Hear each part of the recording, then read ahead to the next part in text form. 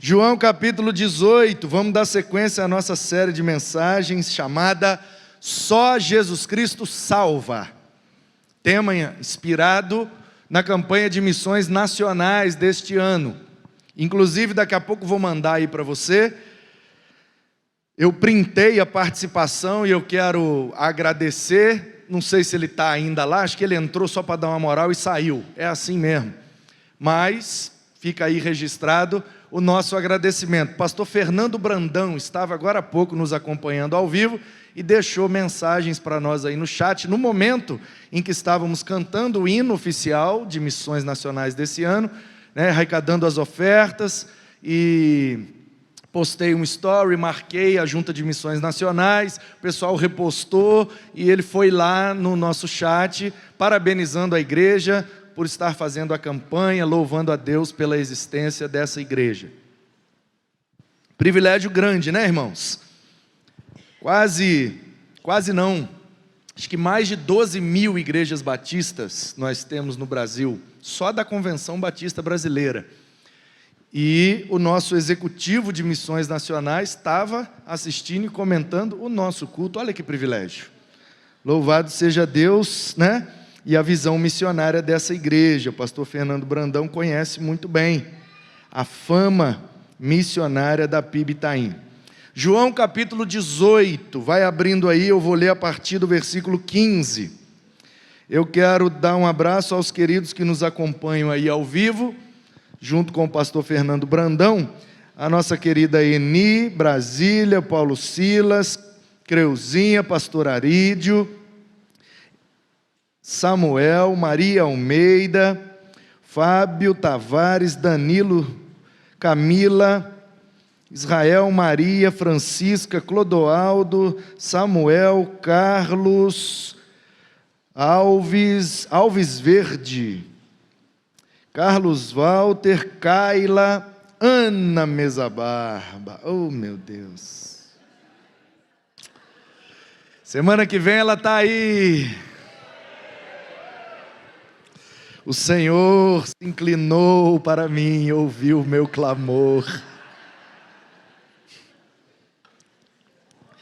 Aniversário dela, hein, gente? Dia 23 de outubro, hein? Ela está vindo para comemorar o aniversário, hein? Fica a dica. Marta, José Cleolenildo da Silva, Janete, Janine, voltando de viagem aí com os meninos, Lúcia, Davi e Iris. Deus abençoe, mais de 50 pessoas nesse momento ao vivo com a gente. Estamos juntos. João 18, a partir do versículo 15, diz assim: Simão Pedro e outro discípulo seguiam Jesus. Esse discípulo era conhecido do sumo sacerdote e por isso conseguiu entrar no pátio da casa deste com Jesus. Pedro, porém, ficou de fora, junto à porta. De longe observava. O outro discípulo, que era conhecido do sumo sacerdote, saiu, falou com a encarregada da porta e levou Pedro para dentro. Então a empregada encarregada da porta perguntou a Pedro: Você também não é um dos discípulos desse homem? E ele respondeu: Não sou. Os servos e os guardas estavam ali tendo acendido uma fogueira por causa do frio. Se aqueciam. Pedro estava no meio deles, aquecendo-se também. Então, o sumo sacerdote interrogou Jesus a respeito dos seus discípulos e da sua doutrina. Jesus lhe respondeu: Eu tenho falado francamente ao mundo. Sempre ensinei, tanto nas sinagogas como no templo, onde todos os judeus se reúnem, e não disse nada em segredo. Porque o Senhor está perguntando para mim. Pergunte aos que ouviram o que lhes falei. Eles sabem muito bem o que eu disse. Quando Jesus disse isto, um dos guardas que estavam ali deu-lhe uma bofetada, dizendo: É assim que você fala com o sumo sacerdote? Jesus lhe respondeu: Se falei mal, dê testemunho do mal. Mas se falei bem, por que está me batendo? Então Anás o enviou amarrado à presença de Caifás, o sumo sacerdote.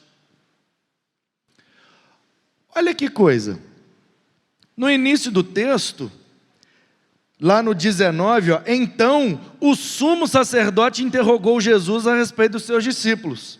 Ele estava na casa de Anás. O Anás perguntou a ele, e o texto diz, o Anás estava na casa dele, o Anás era sumo sacerdote, perguntou para Jesus, que heresia é essa aí que você está ensinando? A ele, que eu estou ensinando? Eu estou falando abertamente para todo mundo. Pergunta para os meus discípulos o que é que eu ensinei. Se eu ensinei alguma coisa errada, eles podem falar. Aí o guarda, rapaz, é assim que você fala com meu patrão? Pá! Aí o cara, o Anás, diz o texto, sumo sacerdote, pega Jesus, fala, prende ele, manda ele para a casa de Caifás. Volta, obrigado. O sumo sacerdote interrogou o Anás. Aí quando chega lá no 24, então Anás o enviou amarrado à presença de Caifás, sumo sacerdote. Ué, gente, tinha 2 sumos sacerdotes? A palavra sumo já denota que é um só, que é o principal. Dentre vários sacerdotes, eles tinham um líder. O líder de todos os sacerdotes era chamado o sumo sacerdote. Como é que o Anás é sumo e manda para o Caifás, que é sumo também? Então tem 2 sumos. Já repararam isso, não?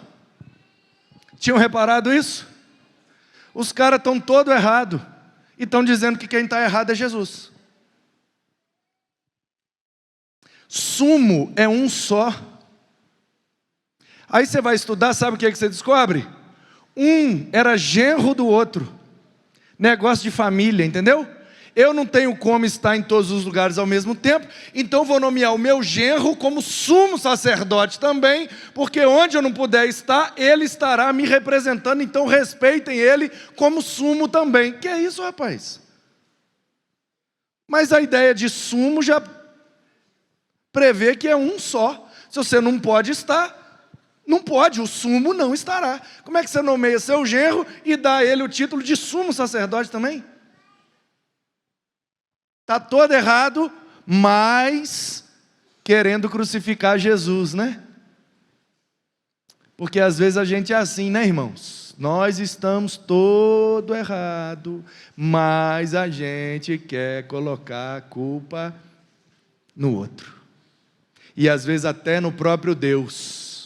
Por que que Deus faz assim comigo? Por que é que Deus permite isso? Por que é que Deus faz... Não, não, não, não, não, não, não, não, não, não, não. Tire Deus, se olhe no espelho e você vai descobrir o verdadeiro responsável pela grande maioria dos seus problemas. Seguindo, 25. Simão Pedro estava em pé, aquecendo-se. Então lhe perguntaram, você também não é um dos discípulos dele? Ele negou e disse, não, não sou. Um dos servos do sumo sacerdote, parente daquele a quem Pedro tinha decepado a orelha, do Malco, né, um soldado do templo, perguntou, não é verdade que eu vi você lá no jardim com ele? Como assim você não é discípulo dele? Eu estou te reconhecendo, rapaz. Eu estava com o meu primo aquele dia lá no jardim, quando nós prendemos Jesus. Você pegou da espada e decepou a orelha do meu primo. Agora você está dizendo que não é um dos discípulos dele? Tudo bem que estava de noite, mas eu estou te reconhecendo. De novo, Pedro negou. E no mesmo instante, o galo cantou. Você sabe, 13h38?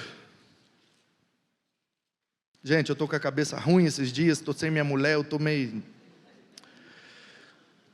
13:38. Jesus respondeu: você dará a sua vida por mim? Em verdade lhe digo, antes que o galo cante, 3 vezes me negará. Jesus estava avisando. A gente viu na quarta-feira passada o capítulo 17, que faz parte de todo esse contexto. É, na verdade, uma conversa só, que está sendo registrada ali em vários capítulos. Jesus está preparando os discípulos, faz uma oração ao Pai, para que o Pai pudesse ajudar nesse processo. Enquanto eu estiver morto, eles precisam se manter, e manter a obra, até que eu volte para buscá-los. Então, Pai, eu tenho umas coisas para lhe pedir. Envia o teu Espírito, que será consolador deles, que o Senhor não os tire do mundo, né, Robson? Robson hoje no café da manhã me perguntou: pastor, aquele texto lá que você pregou, Jesus pede, não os tire do mundo, o que quer dizer isso? Falei, muito simples, Robson, a palavra mundo na Bíblia tem 4 significados. Pode ser toda a criação, Deus criou o mundo e tudo que nele há, o universo. Pode ser só esse planeta, o mundo onde nós vivemos. Pode ser toda a humanidade, Deus amou o mundo de tal maneira. E pode ser a natureza pecaminosa, fujam do mundo, saiam do mundo. Sistema pecaminoso que rege a humanidade pecadora. Então, Jesus está pedindo, não os tire do mundo, não os tire do universo, não os tire do pecado, não os tire da humanidade ou não os tire do planeta. Só tem uma alternativa, não os tire do planeta, ou seja, que enquanto eu estiver aí e o Espírito for derramado, permaneça com eles no planeta para fazer a sua obra, até que eu possa voltar para buscá-los. Tranquilo isso? Ok, então pega essa dica aí para sempre, tá bom? Palavra mundo, que é cosmos no grego, ela tem 4 significados, depende do contexto, vai significar uma coisa. Às vezes é o universo, às vezes é só o planeta, às vezes é a humanidade toda, às vezes é a natureza pecaminosa. O mundo, né, o sistema pecaminoso, caído e imoral. Pois bem, então Jesus está preparando os discípulos e dizendo, eu vou morrer. Vocês vão perder a minha presença física. Vocês terão a minha presença através do Espírito que eu vou derramar. E Ele vai habitar em vocês. Então eu preciso que vocês estejam preparados para lidar com a minha ausência. O Pedro, como sempre, pula na frente, o senhor não vai morrer não.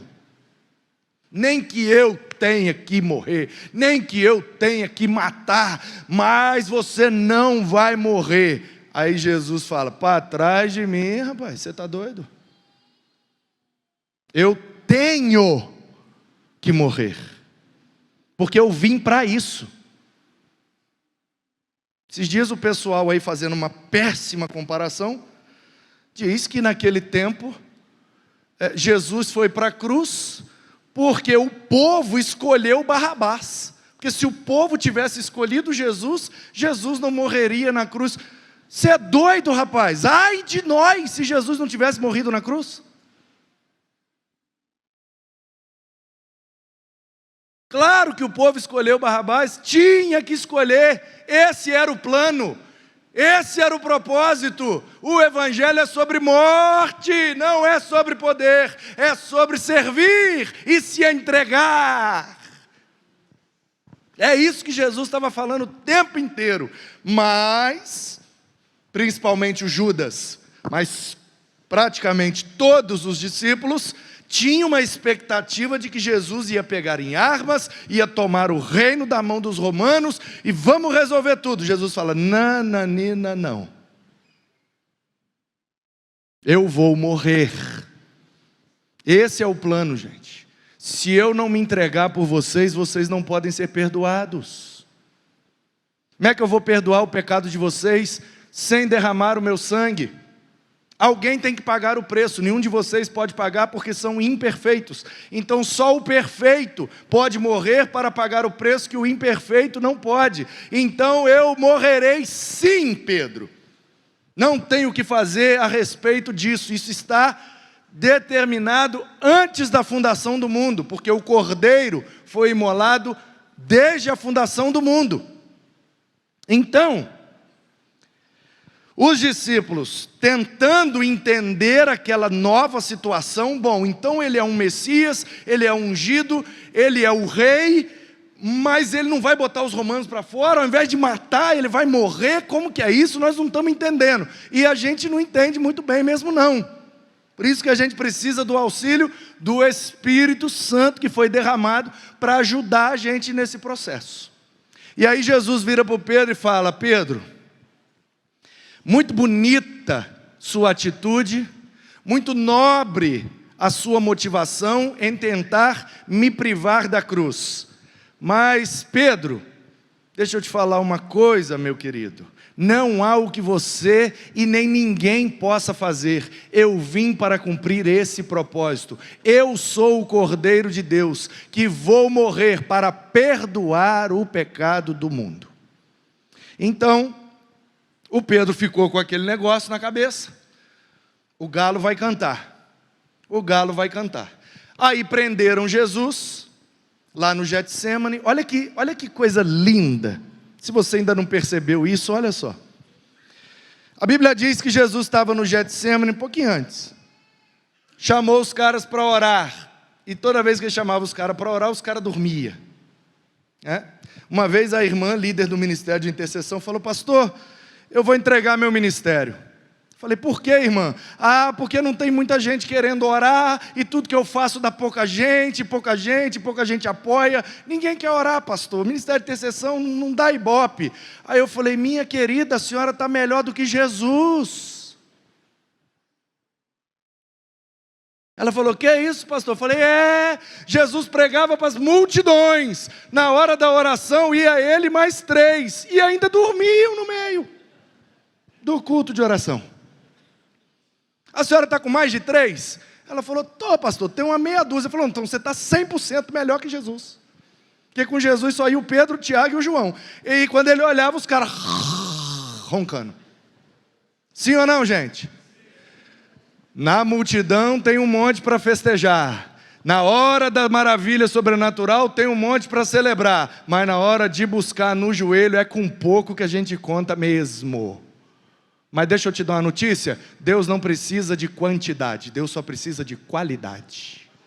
Se tiver 2 ou 3, bom, está tudo certo. E aí, Jesus está lá com os caras.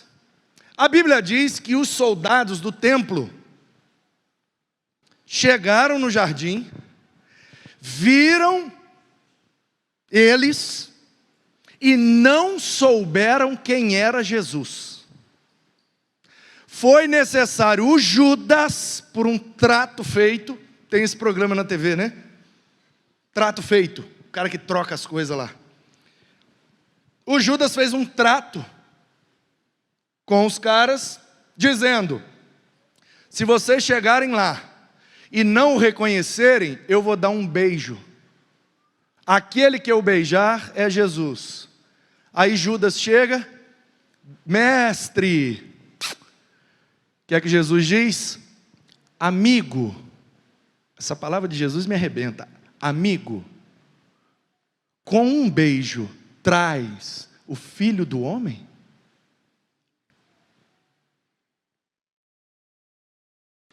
Chamar um traidor de amigo, na sinceridade, porque Jesus não pecou, então não foi falsidade.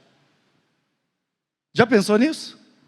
Chamar um traidor de amigo, sendo sincero. Amigo, com um beijo trai o Filho do Homem? Aí os caras, mão em Jesus. Não sei se você reparou, mas olha só o que eu percebo quando eu vejo essa cena. Jesus era tão comum, Jesus era tão normal, Jesus era tão povão, que não saberiam diferenciá-lo dos seus discípulos. Ele era igual a todos. Mesma roupa, mesma comida, mesmos lugares, mesmas coisas, tudo em comum. Não dava para identificar Jesus. Ele não usava uma estola sacerdotal, ele não usava um cabelo diferente, uma barba diferente, uma roupa diferente, nada diferente. Jesus era normal, o humano, 100% humano. Esses dias eu estava aqui numa situação e tinha um adulto com uma roupa social, mais ou menos como a que eu estou hoje. Hoje eu caprichei, hein?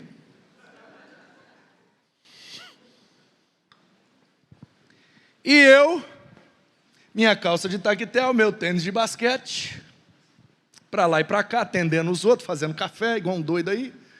E uma pessoa chegou e queria falar com o pastor da igreja. Olhou para mim, olhou para o cara social, em quem que foi? Falei, amém, menos um problema. Saí fora. Ô gente, Jesus era comum. Por que é que a gente fica querendo ser incomum? Jesus era ordinário, no sentido de que não se destacava. Ele não era extraordinário, não em si. No seu corpo, nas suas vestes, na sua barba, no seu cabelo. Jesus era normal. O que era extraordinário em Jesus? O seu caráter, a sua intimidade com o Pai e as suas ações milagrosas. É nisso que a gente tem que ser diferente. Não é em roupas e vocabulário, é no nosso caráter e na maneira como a gente se relaciona com os outros. Isso revela muito mais Jesus do que uma roupa social, bonita. Os caras estão de terno e gravata aí, roubando milhões de nós. Vocês abrem o olho, gente. Para de valorizar o que não tem valor, hein? Resultado? Prendem Jesus e vão levando. Leva para onde? Para a casa do sumo sacerdote. Quem é o juiz daquele tempo? Hoje levaria para uma delegacia. Naquele tempo não tem delegacia. Então, para onde a gente leva o cara para ser julgado? Uma hora dessa da noite, o sinédrio está fechado, os caras estão todos dormindo. Alguém tem que dar o veredito desse homem, o que a gente faz com ele? Então, vamos na casa do sumo sacerdote. Batem na casa de um, e aí, ó, o cara está aí. Ah, você que é o Jesus? Sou eu. O pessoal está dizendo aí que você está ensinando heresia, que você está falando blasfêmia aí para os outros, que você é filho de Deus, é isso mesmo? É isso mesmo, falei abertamente para todo mundo, e é só perguntar para o povo que me ouviu, que eles vão falar tudo para você, é isso mesmo. Como é que você fala assim com o sumo sacerdote? Pá! Ah, leva ele lá na casa do outro. Então vamos lá na casa do outro. Ô, outro sumo, o Jesus está aqui, o que a gente faz com ele? No meio do caminho, o Pedro, de longe observando, meu querido, aqui ó, prenderam ele, ai meu Deus, entraram lá na casa do Ainás, ai meu Deus, saíram com ele da casa do Ainás, ih, agora ele está amarrado, e vão levar ele lá para o Caifás. No meio do caminho os caras, ei, você é um dos discípulos dele, né? Discípulo é a palavra grega para talmide em hebraico, é aluno, literalmente aluno. Você é um dos alunos dele, né? Eu não. Aí a menina vem abrir a porta, olha lá e fala, ué, conheço você. Você é um dos alunos dele. Eu? Não, sou só um fofoqueiro que estou olhando aqui para ver o que está acontecendo. Aí daqui a pouco chega na casa do outro cara, o cara vai abrir a porta, o cara é soldado, primo do Malco, que teve a orelha decepada por ele, olha para ele e fala, eu conheço você, você que decepou a orelha do meu primo. Eu? Nunca peguei numa espada, rapaz.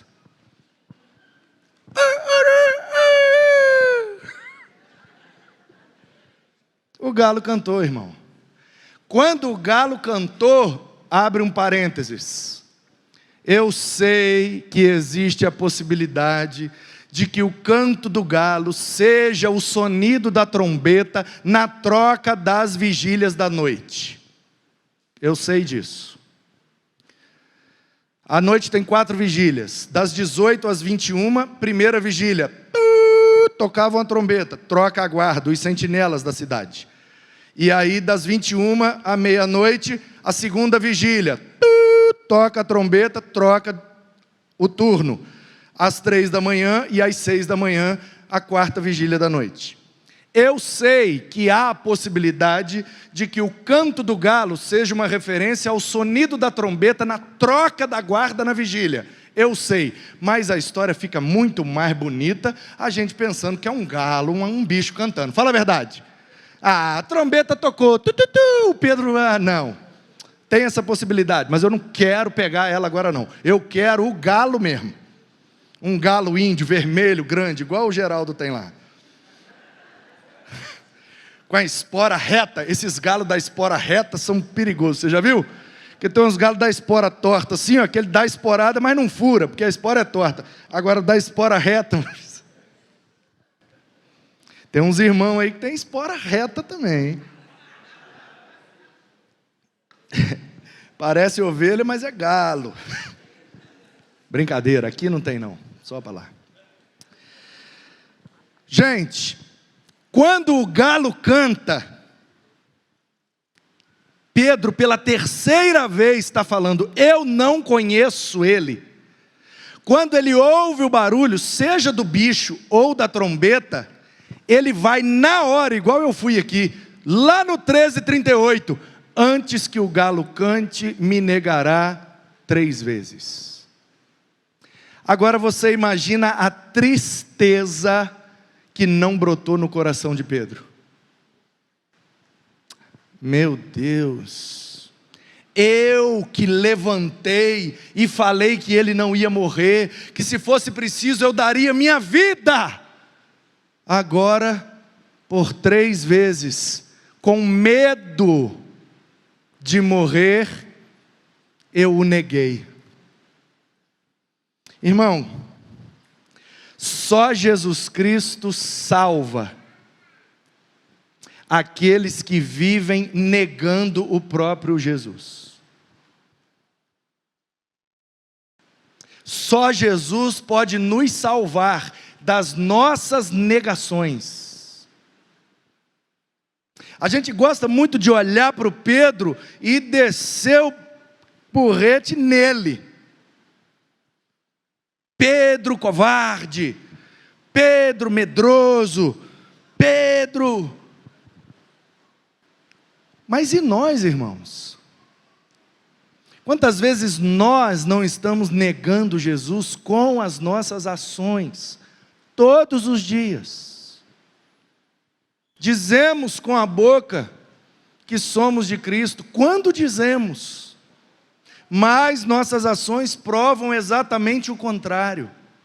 Quantas vezes uma covardia nossa, com medo de alguma coisa, a gente deu um passo para trás e fingiu não ser um discípulo de Cristo. Quantas vezes a gente sabia que tinha que fazer o bem e não fez. Quantas vezes estava diante de nós servir a Deus com fidelidade e nós demos um passo para trás com medo. Quantas e quantas vezes eu e você não temos negado Jesus por medo? Medo de ser ignorado, medo de ser perseguido, medo de ser confrontado, medo de perder o emprego. Medo, vários tipos de medo. E a gente vai de medo em medo, de covardia em covardia. No nosso dia a dia, a gente vai negando a Jesus toda vez que a gente finge não ser cristão. Portanto, essa palavra, assim como todas, é uma espada de 2 gumes. Então ela corta para fora, porque os 2 caras fazendo o papel de sumos sacerdotes, todo errado, querendo crucificar Jesus. Essa palavra corta para fora, porque tem gente que não é crente, que tem a oportunidade de crer em Jesus, mas nega a oportunidade de crer em Jesus, porque acha que eles não têm erros, que quem está errado é Deus, é a igreja, é sei lá o quê, está todo mundo errado, menos eles. Já viu gente assim? Todo mundo está errado, eles não.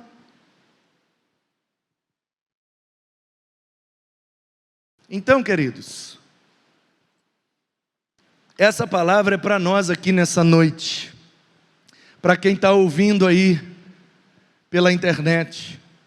Se você ainda não teve coragem de abrir mão dos seus medos, de olhar no espelho, reconhecer os seus erros e crer em Jesus, se você está fazendo isso por medo, se você tem medo do futuro, mas e amanhã? Se hoje eu tomar a decisão, eu quero Jesus, e amanhã o que eu faço? Aí eu vou ter que mudar o quê? Aí eu vou ter que fazer o quê? Aí pelo medo do futuro, você deixa de tomar no presente a melhor decisão da sua vida. Você fica fugindo dos seus erros, achando que o errado não é você. Você é vítima. Então, nessa noite, quem está ouvindo a minha voz não tem outra opção. Ou somos iguais a Anás e Caifás, todo errado querendo culpar Jesus, ou nós somos igual a Pedro, que tinha tudo para fazer o certo, mas por medo não fez. A gente só tem que decidir quem nós somos.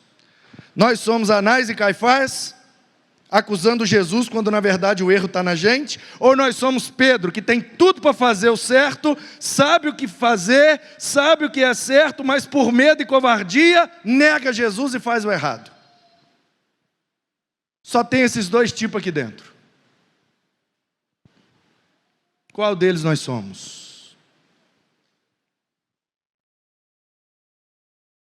Só Jesus Cristo salva, tanto um quanto o outro. Então a boa notícia para nós é: há salvação para nós. Somos medrosos, sim. Que é isso, gente? Tem uma casa própria, a esposa, 2 empregos, concursada, com um filho na faculdade, com uma bolsa maravilhosa, pagando uma mixaria, na beira da praia, que eu sei que vocês dão valor para isso, com tudo na mão. Não, nós vamos largar tudo e vamos embora para São Paulo, Itaim Paulista. E eu ainda vou na frente, ficar 4 meses sozinho, dentro daquela casa, gigante.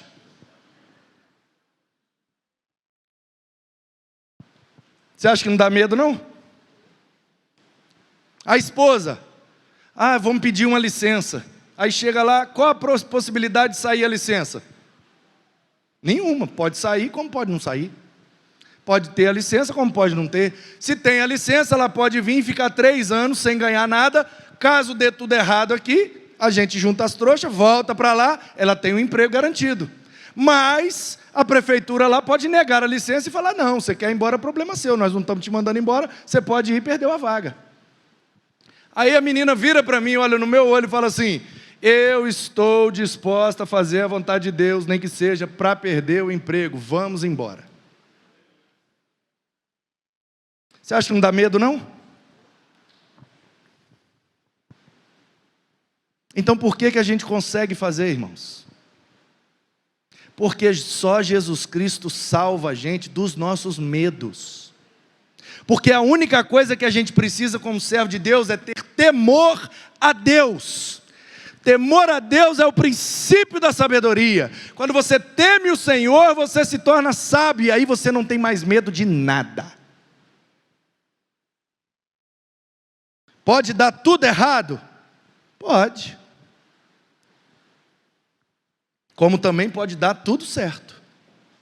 Como é que eu vou saber sem ir?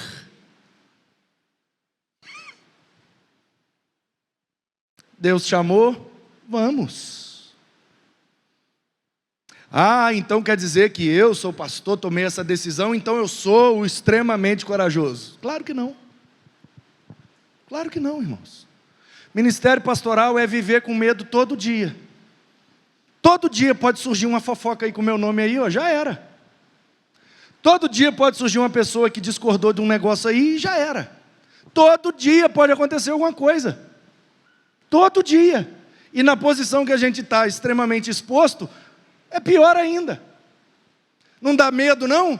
Claro que dá. Por isso que eu fiquei fugindo mais de 10 anos desse troço. Irmãos, ou nós somos o Pedro medroso, ou nós somos o Anás, todo errado. O que eu quero dizer para você nessa noite é: não importa se você tem medo ou se você está todo errado, Jesus quer salvar você.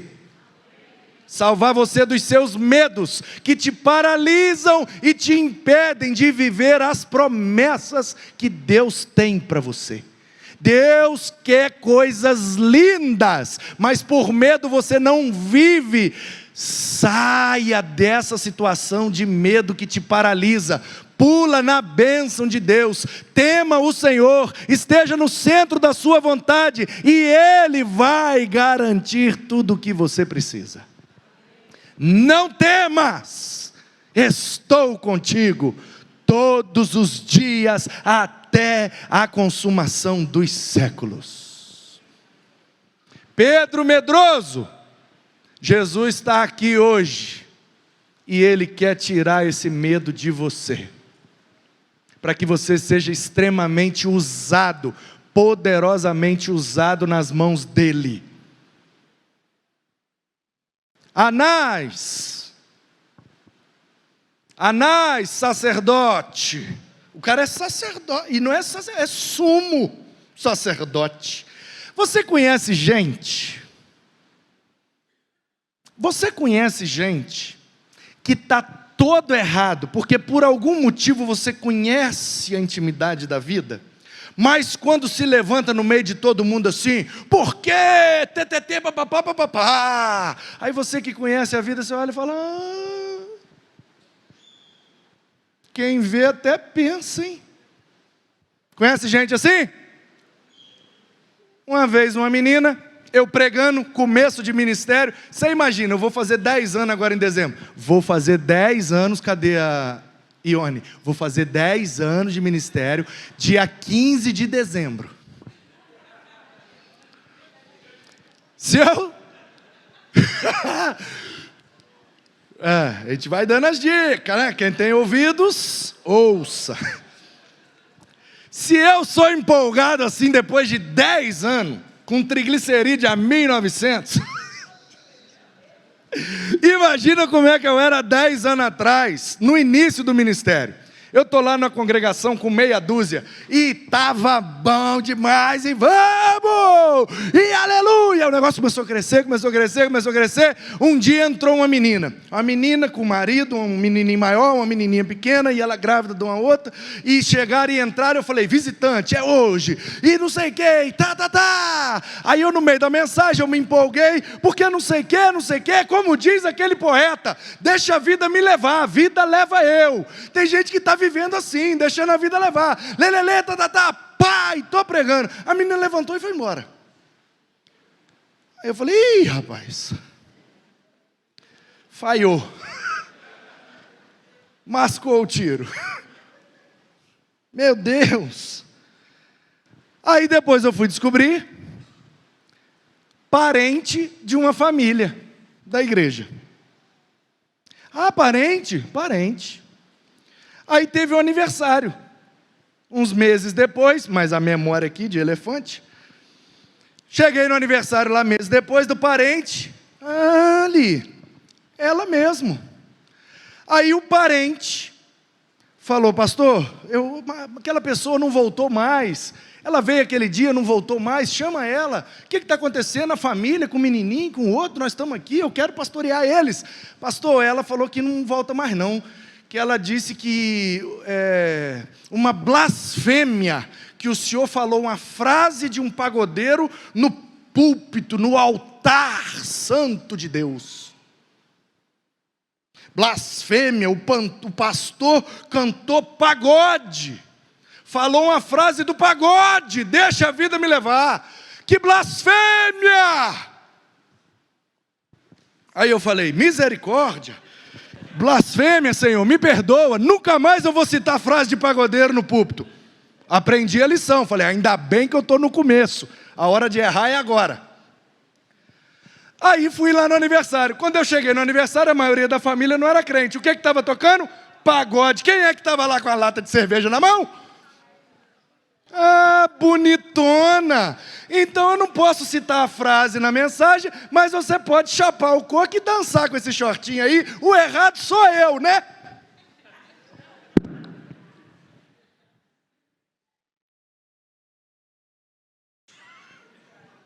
Então quer dizer que eu abri mão da minha profissão, eu abri mão da minha vida, eu abri mão de tudo, eu botei minha família junto comigo nessa doideira. Então quer dizer que eu estou aqui servindo a Deus e naquele tempo ganhava R$0 para pastorear aquela congregação, botando dinheiro do meu bolso, e eu estava errado, mas a bonitona estava certa. Porque é assim, os Anás da vida e os Caifás, eles nunca estão errados. Eles querem justificar a vida medíocre e complicada deles pelos nossos erros. Eu vou lá para aquela igreja para ser igual fulano, aí ataca o nosso erro como se fosse novidade um ser humano ter erros, né? Na igreja tem gente que erra. Nós temos um Sherlock Holmes aqui, o cara é espião. Você descobriu, na igreja tem gente que peca? Meu Deus, só como você é esperto. Pelo amor de Deus, gente. Uma história maravilhosa. Não vou falar o nome porque eu não tenho autorização dele. Um pastor em Belo Horizonte tocou o telefone. Falou que de manhã cedo, 6 e pouca da manhã, tomou um susto, pastor, fora de horário, toca o telefone, atendeu. Era uma dona. O senhor é o pastor fulano de tal? Sim, senhora. Aqui, aqui quem está falando é a fulana de tal, da empresa tal. Eu quero dizer o seguinte, aí na igreja do senhor só tem safado, e foi dando os adjetivos da membresia dele. Porque nessa igreja sua aí só tem isso, só tem aquilo, e ninguém presta, esse povo é isso, é aquilo, papapá, eu quero saber o que é que o senhor vai fazer a respeito disso. Ele falou, 2 coisas. Primeiro, eu vou glorificar a Deus. Aleluia! Aí a mulher, o senhor é doido? Agora eu estou entendendo porque é que essa igreja é assim. O senhor é doido? Eu estou falando que o povo é todo errado, o senhor dá glória a Deus? Ele, claro, minha querida. Se o povo fosse todo perfeito, eu estava desempregado. O povo só precisa de pastor porque tudo tem problema mesmo. Então, quanto mais problema o povo tiver, é melhor para mim, eu estou com emprego garantido. Então, primeira coisa que eu quero fazer é glorificar a Deus pela sua palavra. Obrigado, querida. Estou com emprego garantido por muitos anos. O senhor falou que tinha 2 coisas, qual a segunda coisa que o senhor quer fazer? Segunda coisa, eu quero te convidar para vir. Porque pelo que a senhora falou de todo mundo aí, ninguém presta. Então eu quero dizer para a senhora o seguinte, vem que tem vaga para mais uma. Porque com a língua desse tamanho, a senhora está precisando de uma igreja. E eu quero pastorear a senhora com sua língua e tudo.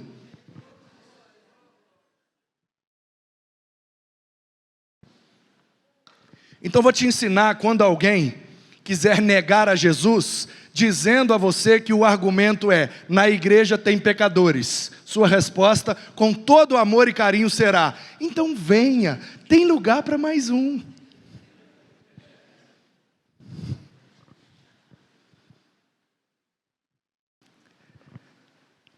Anás é o cara que se acha certo, se acha santo. Ele se acha no direito de exortar até o próprio Cristo, mas ele está todo errado. Tem gente desse jeito que precisa ser salva por Jesus, e só Jesus pode salvar esse tipo de gente. Tem Pedro medroso e covarde, que está negando Jesus de várias maneiras, só Jesus pode salvar também. O final da história nós conhecemos. Anás e Caifás jogam a batata quente para o lado de Roma, nós não vamos decidir não. Aí o Pilatos lava as mãos, fala, não, deixa o povo escolher, quem vocês querem? Ah, nós queremos Jesus, então mata, não foi eu, foi o povo. Eu não vou criar confusão com esse povo. Nós estamos aqui tomando imposto deles todo ano, eu vou criar confusão com eles? Nada, deixa eles em paz, produzindo e pagando imposto. Pax Romana, metodologia de domínio do Império Romano. E aí, acontece o que nós sabemos. Jesus morre, a multidão se espalha, todo mundo se espalha, cada um volta a fazer o que fazia antes de Jesus. O pessoal da Galileia volta para a Galileia, volta a pescar, e Pedro está lá, na beira daquele grande lago, o mar da Galileia, pescando, pensando, acabou. Acabou. Ele chamou a gente para um projeto de reinado, de que ele seria o nosso rei, mas ele não tomou das mãos dos romanos, ele morreu, a gente ficou à deriva, todo mundo com medo, fugiu todo mundo, no final das contas estava só a mãe dele, mais uns 2, 3 lá. Então quer saber? Acabou, vida que segue, eu fui medroso, eu fui covarde, eu neguei a ele, eu mandei mal como discípulo, ainda bem que ele morreu e acabou essa história, quer saber? Eu vou cuidar da minha vida, pegar meus peixes. Aí a gente pula lá para o capítulo 20. Aí,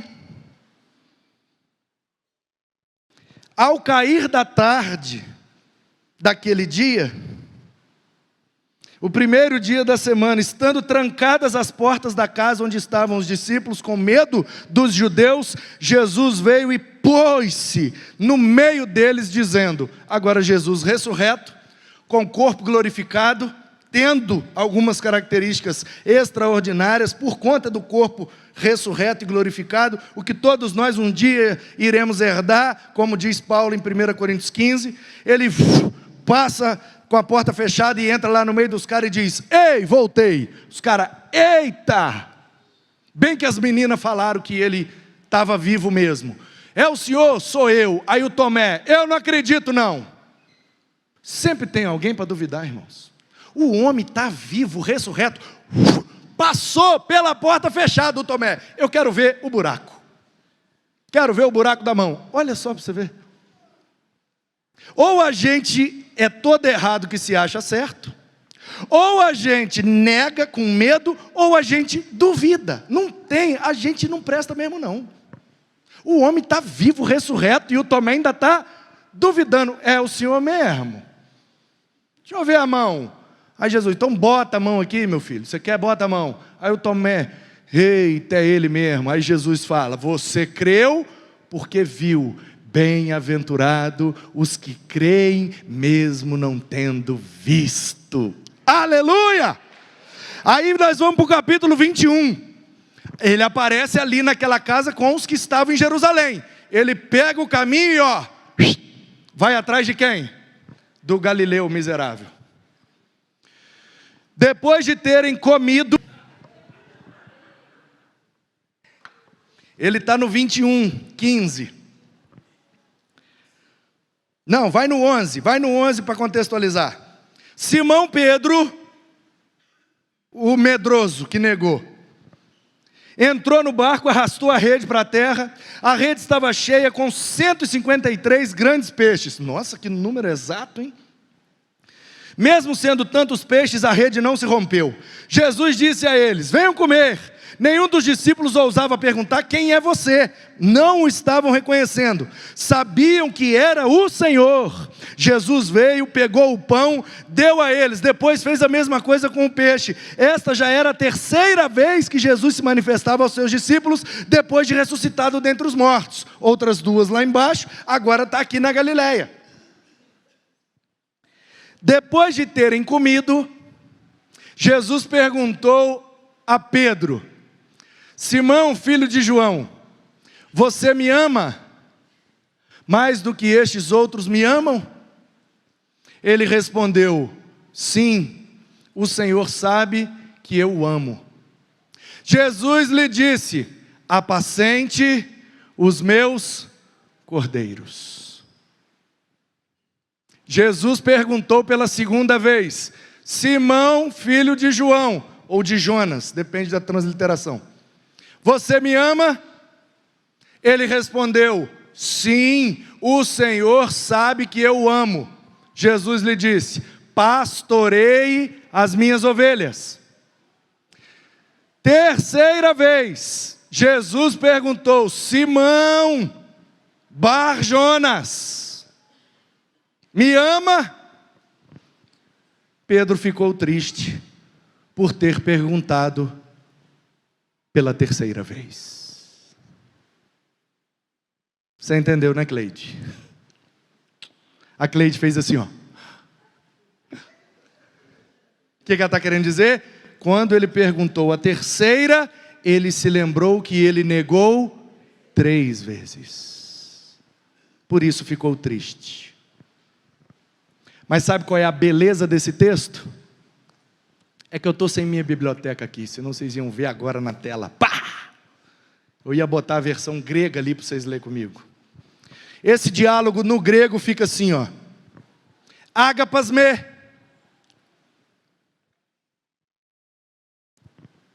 Philote.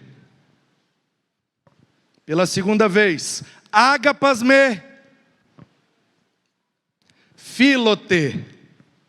Pela terceira vez. Philos me. E Pedro fica triste. O que quer dizer isso? Tu me amas com amor ágape, ou seja, está disposto a se sacrificar por mim incondicionalmente? Pedro, não, Senhor, só estou disposto a amá-lo com filos. Eu gosto da sua companhia, gosto da sua amizade, gosto de ser seu discípulo. O máximo que eu consigo é filos, amor fraterno. Ágape eu não consigo. Jesus repete: você me ama com ágape? Pedro responde a segunda vez: amo, mas não é com ágape, é com filos. Não tenho coragem ainda de morrer pelo Senhor. Continuo o mesmo Pedro medroso. Aí Jesus desce do ágape, que é o nível mais alto, e fala: filos me. Como quem diz: então se você não consegue vir para o ágape, eu vou para o filos com você, contanto que eu não perca você. Muitas vezes nós não estamos dispostos a morrer por Jesus, abrir mão das nossas coisas, renunciar, dar o braço a torcer. E Ele está dizendo: não tem problema, quero você assim mesmo, apacente minhas ovelhas, cuide do meu rebanho. Ou seja, eu quero te dar um ministério, Pedro. Senhor, mas eu ainda não tenho coragem para morrer por ti. Não tem problema, eu quero te dar um ministério. Você vai ser pastor, você vai cuidar das minhas ovelhas enquanto eu não estiver aqui. Você vai ser o primeiro pastor da igreja de Jerusalém, Pedro. Você vai pregar o primeiro sermão. 3.000 pessoas serão batizadas, Pedro. Eu vou usar você poderosamente. E ele está dizendo: mas eu ainda não consigo. E Jesus fala: não tem problema, eu consigo por você. Não tem a ver com você, Pedro, tem a ver comigo. Eu quero te usar, eu te escolhi, eu chamei você. E não foi naquele dia que você estava pescando, eu te chamei desde o ventre da sua mãe. Eu tenho um propósito para cumprir na sua vida. Pare de fugir, porque eu vou usar você, custe o que custar. E aí Jesus some da Galileia, volta para Jerusalém. Os discípulos, inflamados pela sua aparição, se reúnem novamente em Jerusalém, cerca de 120. Olha que coisa linda. Jesus pregou para milhares de pessoas. Milhares de pessoas seguiram Jesus de longe. Mas depois que ele morreu, depois que ele passou por toda aquela dificuldade, só sobraram 120. E o que é que eles faziam? Todos os dias iam para o templo e oravam no cenáculo. e voltavam cada um para sua casa, e uns já estavam morando com os outros em regime já de comunidade, compartilhando tudo. Jesus aparece para eles e diz assim: olha, é a última vez que eu vou estar fisicamente com vocês, mas deixa eu pedir um negócio para vocês. Vocês têm que ser minhas testemunhas, palavra grega martiria. Vocês serão meus mártires, ou seja, minhas testemunhas. O que faz uma testemunha? Fala do que viu e do que ouviu. Vocês vão falar do que vocês viram, vocês vão falar do que vocês ouviram, vocês vão sair pregando, e vocês serão minhas testemunhas, em Jerusalém, na Judéia, Samaria e até os confins da terra. Senhor, como nós vamos fazer isso? Nós somos tudo um bando de medroso. O Espírito vai descer sobre vocês e vai lhes dar poder. Com o poder do Espírito, dínamos, ou dunamis, vocês terão uma capacidade explosiva. Por isso, dínamos é a raiz da palavra dinamite. Então vocês vão ter uma capacidade explosiva de expansão, a partir de Jerusalém até no Itaim Paulista. E vocês só vão conseguir isso porque eu vou botar o meu Espírito em vocês. Vocês vão fazer? Sim, Jesus, nós vamos. Então beleza. E aí eles ficam: eita, e agora? Aparece dois homens de branco, a gente interpreta e entende que podem ser anjos. Os caras vêm e falam: ei, o que vocês estão bolados aí? Não, nós estamos porque ele subiu voando aqui, sumiu no meio das nuvens. Não fica assim não. Do mesmo jeito que ele subiu, ele vai descer e vai vir buscar todo mundo que é dele. Os caras: é mesmo? É. E o que a gente faz? Volta para o templo. Então vamos, voltaram para o templo. Chegou a semana de celebrar a festa de Pentecostes daquele ano, todo ano celebra. E aí o templo está lotado, festa de Pentecostes, tem judeu de tudo quanto é lugar do mundo, partos, medos, elamitas, romanos, cretenses, tudo quanto é nacionalidade, que eram judeus espalhados na diáspora, agora estão ali reunidos por ocasião da festa de Pentecostes. Jerusalém está lotada, de 100 mil habitantes, ela sobe para cerca de 500, 600 mil em Pentecostes, 1 milhão na época da Páscoa. A cidade está lotada, os hotéis, as pousadas, as casas dos parentes, o templo está abarrotado de gente, e eles entram ali. Quando eles olham aquilo tudo acontecendo, eles começam a orar. Quando eles começam a orar, eles começam a sentir um calor. E eles percebiam, eles não sabem descrever, mas eles contaram para o Lucas que era como se fosse labaredas de fogo. Por isso fala línguas.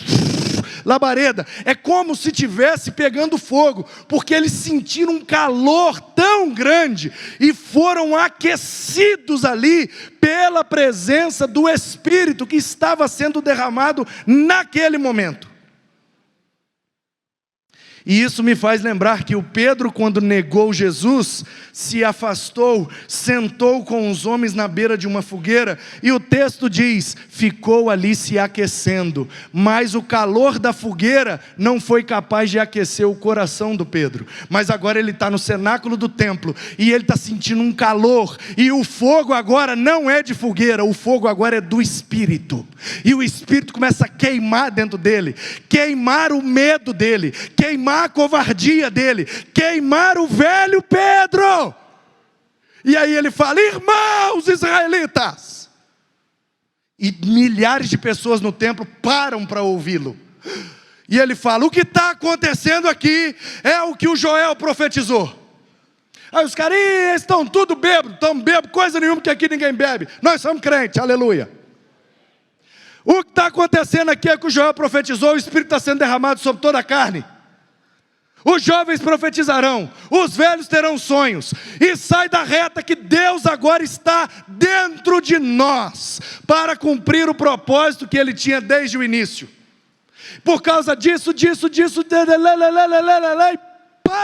o povo levanta e fala, e o que é que a gente faz? Se arrependam e sejam batizados. Pula todo mundo dentro do tanque ali agora, o povo.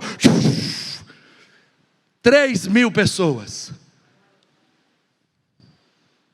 Ali nasce o ministério do pastor Pedro. Eis Pedro medroso. Anás não crê.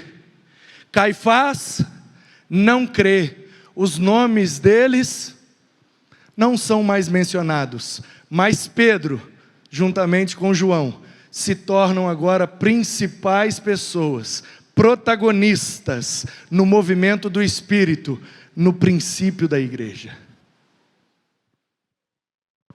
Pedro, se você está aqui nessa noite, e ainda existe fé no seu coração, e você ainda tem dúvida, será que Deus me chamou mesmo?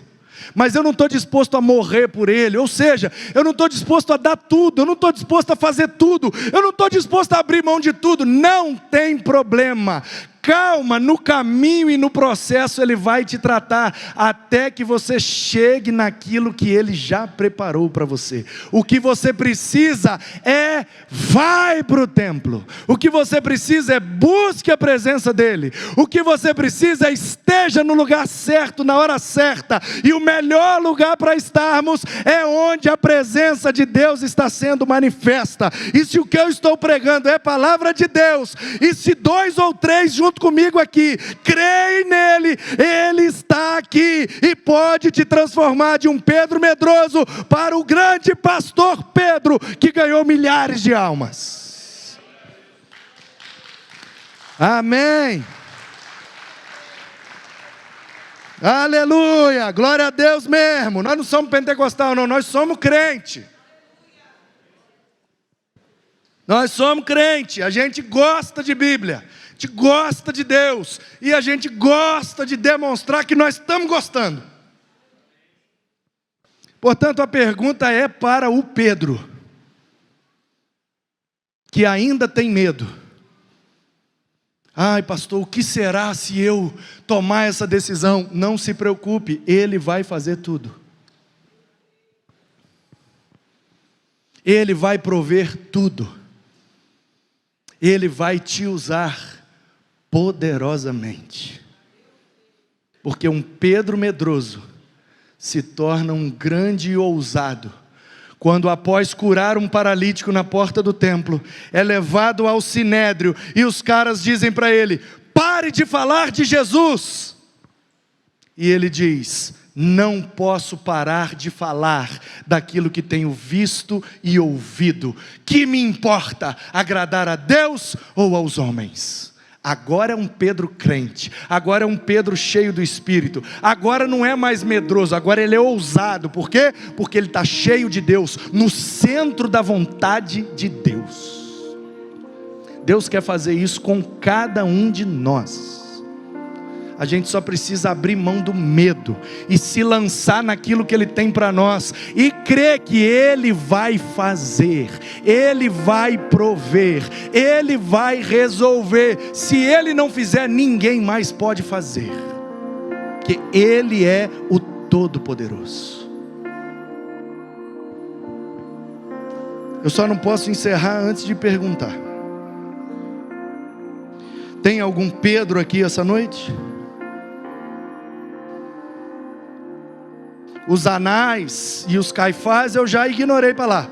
Eles não querem, eles não creem, eles vão continuar dando desculpas esfarrapadas, problema deles, eles que se virem.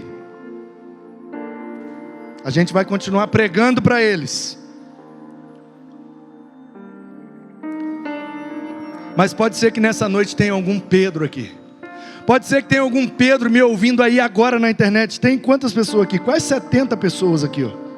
Não é possível que de quase 70 pessoas ao vivo, não tem um Pedro aí ouvindo. Então Deus mandou pregar essa palavra à toa, porque não tem nenhum Pedro aqui.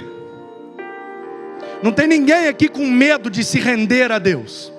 Não tem aqui ninguém que está negando a Deus no seu dia a dia por medo e covardia. Todo mundo aqui está cheio de Deus, no centro da vontade de Deus, fazendo aquilo que Deus mandou fazer, e está sendo próspero nesse ministério. Está todo mundo aqui nessa situação. Então eu me equivoquei, ou confundi a palavra, não era isso para pregar. Porque se Deus é o dono dessa igreja, se Deus é o dono da minha vida, se Deus está no controle, se eu preguei, foi Bíblia, inspirado pelo Espírito Santo, foi escrita, iluminado por Ele, eu compreendi, para explicar a você, aplicar na sua vida. Se Ele está no controle de tudo isso, tem que ter pelo menos um Pedro. Eu não acredito que eu ia estar molhado de suor, falando 1 hora para ninguém.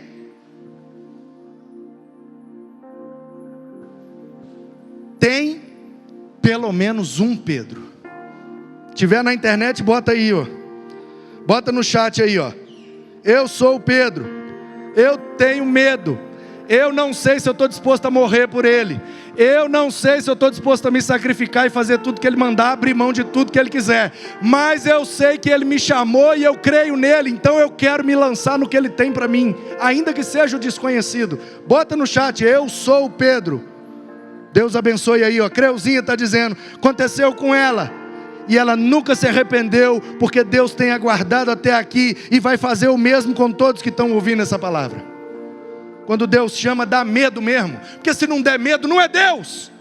Porque não é possível que um Deus santo chame um homem pecador e ele não treme. É lógico que a gente treme. É lógico que a gente teme. Mas não há outro caminho para nós. Não adianta ficar fugindo para Galileia. Ele quer que a gente fique em Jerusalém, a sua presença, no seu templo, servindo junto com o seu povo. E a gente pega os nossos barcos e vai para Galileia, mas Ele não quer isso. Ele quer a gente em Jerusalém, na presença dEle, servindo a Ele, para poder vivermos coisas extraordinárias que Ele tem preparado para nós. Hoje na EBD eu perguntei sobre o dom de maravilhas. O que seria uma maravilha acontecendo hoje em dia em nosso meio? E o Samuel ali, cadê o Samuel? Foi trabalhar. Samuel que estava ali falou, olha, de repente num culto converte 5.000 pessoas.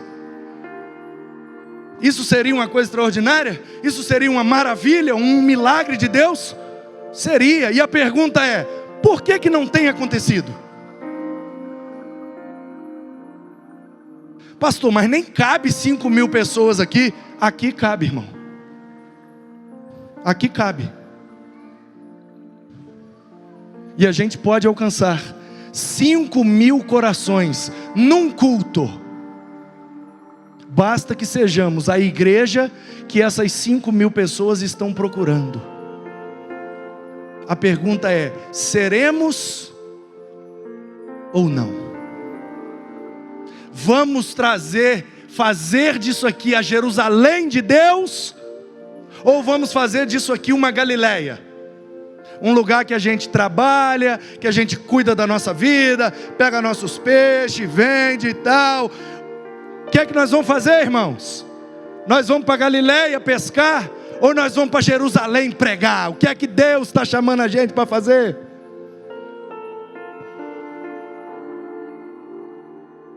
A gente vai cuidar da nossa vida? Claro que vai. A gente vai pagar nossas contas? Lógico que vamos. Mas a nossa principal vocação, em todo tempo, é pregar o Cristo que nos chamou, mesmo nós não merecendo. Anunciar esse Cristo que salva, e anunciar que só Jesus Cristo salva. Porque se não for Jesus, a gente vai ficar procurando as fogueiras da vida. Pedro, com medo, chegou perto de uma fogueira, se juntou com os caras que ele nem conhecia e ficou ali porque estava com medo. E muitas vezes nós, com medo, ficamos procurando as fogueiras da vida para fugir do propósito e da presença de Deus. Em nome de Jesus, nós vamos apagar com a água do rio da vida todas as fogueiras, e nós vamos abandonar as fogueiras da vida, e vamos buscar o fogo que de fato nos aquece, que é o fogo da presença do Espírito Santo. Quem é o Pedro? Quem é o Pedro? Quem é o Pedro? Quem é o Pedro? Ele pode te salvar, Ele pode te tirar do seu medo, Ele pode te usar poderosamente. Então, abra mão e vem para Ele, que Ele vai fazer infinitamente mais do que você pede e do que você pensa.